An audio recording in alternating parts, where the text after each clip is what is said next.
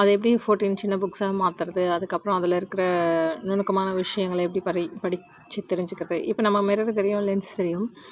மிரருக்கு அந்த பக்கம் போக முடியாது, ஆனால் லென்ஸுக்கு அந்த பக்கம் போக முடியுன்றப்போ நம்ம ரிஃப்ளெக்ஷன் எங்கே நடக்கும், ரிஃப்ராக்ஷன் எங்கே நடக்கும், 2 மீடியம் வேணும்னு தெரியும் ரிஃப்ராக்ஷனுக்கு. அதெல்லாம் வந்து தெளிவாக நம்ம விஷுவலைஸ் பண்ணி பார்க்க முடியும். நிறைய இருந்ததுன்னா நம்ம வேர்ட்ஸ் மட்டும் பார்த்துட்டு போயிடுவோம்.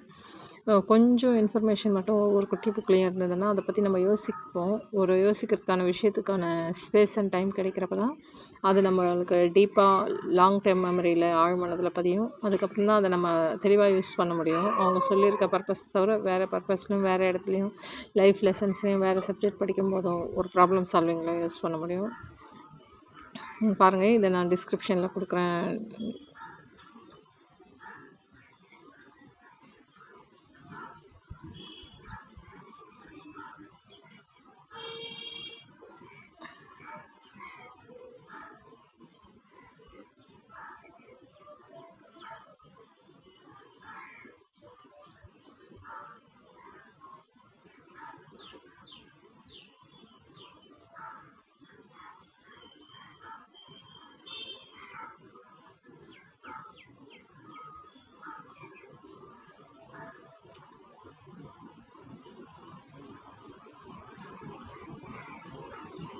ஒவ்வொரு வேர்டுக்குமே நம்ம மீனிங் கேட்குறோம்.